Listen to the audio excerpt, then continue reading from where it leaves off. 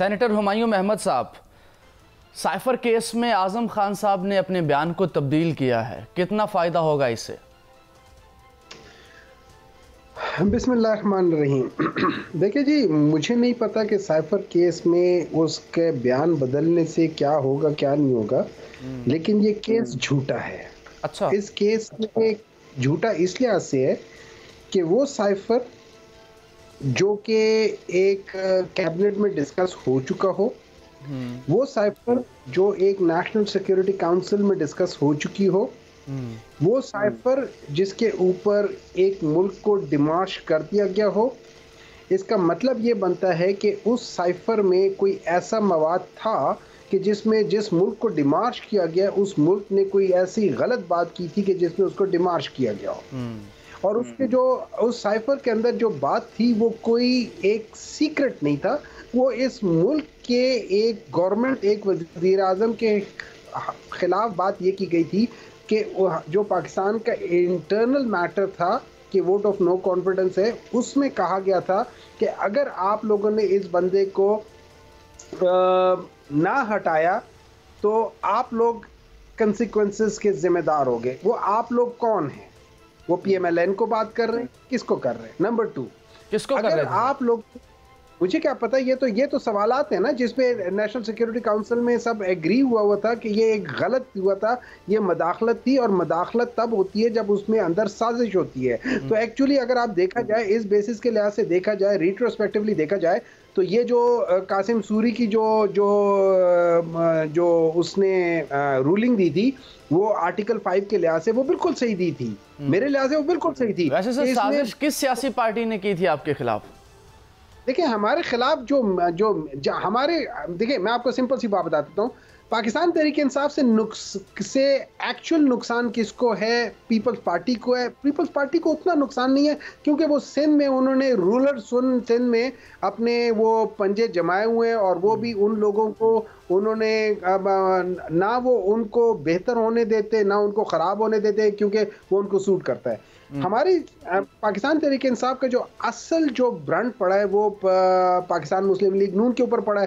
फिर पाकिस्तान मुस्लिम लीग नून के जो एक बहुत सीनियर लीडर है राना सनाउल्लाह, उन्होंने के ये अल्फाज है कि अब या आप रहोगे या हम रहेंगे, और इसके लिए हम किसी भी हद तक जा सकते हैं। तो अगर आप मुझसे पूछे, ये सारा कुछ जो इमरान खान भी कह रहा है कि यार ये एक वो हुआ था, ये मेरे ख्याल में ये राना सनाउल्लाह साहब इसमें कहीं ना कहीं अगर इसके इंक्वायरी हुई तो कहीं ना कहीं ताना बाना मान नजर आएगा। ये मेरी एक जाती अपनी एक उस लिहाज से मैं सोच समझता हूँ कि ये है, ठीक है। लेकिन having coming back to this thing, जो ये तो आप देख लें कि इसमें साइफर केस में कुछ बचा ही नहीं है। अब अगर उन्होंने अपनी वो चेंज कर दे फलाना है, लेकिन ये जो बात कर रहे हैं ना कि इलेक्शन ना करवाने वाली बात है, देखिए सिंपल सी बात ये है, आपकी अपनी जगह है। आप जो इलेक्शन एक्ट है उसमें 208 209 को देख लें, उसमें इलेक्शन बताता है कि आपको क्या क्या चीजें जरूरी है 2015 के लिहाज से। आपको लगता है कि आपके इंट्रा पार्टी इंतखाबात दुरुस्त थे? सेनेटर हुमायूं अहमद साहब से मैं बात करूंगा।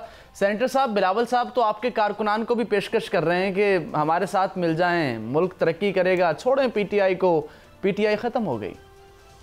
किसी जमाने में पीपल्स पार्टी भी हो गई थी जब 40 में से सिर्फ 3 लोग रह गए थे। क्या पीपल्स पार्टी खत्म हुई? नहीं हुई। हालांकि इसके बावजूद कि उनकी तलवार की वजह से ये मुल्क भी आधा हो गया था, और उसकी वजह ये थी कि 160 जो डेमोक्रेटिकली जो जिसको 160 सीटें मिली हैं उसको आपने हटा के, तो जिसको 80 मिली हैं उसको आपने ला के बिठा दिया। तो ये चीज़ें तो अपनी जगह पे है। बात वो सही कर रहे हैं कि बाद चीज़ों में वो लोग कह रहे हैं कि भाई हम लोगों ने यहाँ से ये कर रहे हैं, कुछ उन लोगों ने काम किए हैं, कुछ भी नून वालों ने भी काम किए हैं, कुछ सारी चीज़ें। ज़्यादा जो इम्पोर्टेंट बात ये हो जाती है कि आप लोग जो ह्यूमन डेवलपमेंट इंडेक्स है उसमें किसने काम किया है, किस चार्ज किया है इन द लास्ट 3.5 ईयर्स। जो अगर आप देखा जाए तो ज़्यादा काम ह्यूमन डेवलपमेंट में हुआ है, चाहे वो सेहत कार्ड हो, चाहे वो एहसास प्रोग्राम हो। अब एहसास प्रोग्राम अगर BISP के ऊपर बेस्ड है लेकिन उसको बहुत ज़्यादा एक्सपैंड कर दिया गया था, चाहे वो free loans to the youth हो। अच्छा, उसके अलावा एक बहुत बड़ा हुआ है, और इनमें से कोई उस तरफ जाएगा नहीं क्योंकि इनको फ़ायदा वहाँ नहीं है, और वो है ओवरसीज़ पाकिस्तानीज़, उनको राइट ऑफ वोट नहीं दे रहे ये लोग। अच्छा, फिर उसके बाद इन लोगों ने इन लोगों ने कभी एक्सपोर्ट ओरिएंटेड ग्रोथ नहीं की। ये लोग जब बात करते हैं ना कि हम लोगों ने बिजली के ऊपर इतने यूनिट्स बढ़ा दिए और इतने वो कर दिए हैं, इनको याद रखना चाहिए कि इन्होंने ये जो 13,000 मेगा यूनिट जो है ना, मेगावाट जो हैं, वो हैं जिसके ऊपर आज पाकिस्तान तकरीबन 2 खरब रुपए का गर्दिशी कर्जा तक पहुंच गया। और उसकी वजह यह है कि हम लोग बिजली यूज़ करें ना करें उसके हमने पैसे देने होते हैं। ये इन्हीं लोगों ने, दोनों ने मिल के इन लोगों ने ये इस किस्म की डील किए और उनका फ़ायदा इन लोगों को डायरेक्टली इनडायरेक्टली हुआ है। पाकिस्तान तहरीक इंसाफ वो चीज़ थी जिन्होंने हमेशा एक्सपोर्ट ओरिएंटेड किया और उनके हमारे इन 3 सालों में 17 साल की हाईएस्ट एक्सपोर्ट हुई है। फिर टूरिज्म में आप देखिए, पाकिस्तान तहरीक इंसाफ वाहिद वो पार्टी जिसने टूरिज्म को प्रमोट किया है। इनमें से किसी को पता ही नहीं था कि एनवायरनमेंट पोल्यूशन क्या होता है, एनवायरनमेंट से क्या होता है, इनमें से किसी को पता ही नहीं था। और थर को हम लोगों ने स्पेशल स्टेटस दिया था हेल्थ कार्ड में, हालांकि सिंध ने हेल्थ कार्ड रिफ्यूज कर दिया। 1 करोड़ बंदा पूरे पाकिस्तान में हेल्थ कार्ड यूज किया, लेकिन सिंध की गवर्नमेंट ने हेल्थ कार्ड नहीं आने दिया। क्यों? बोझ था उनके उसमें।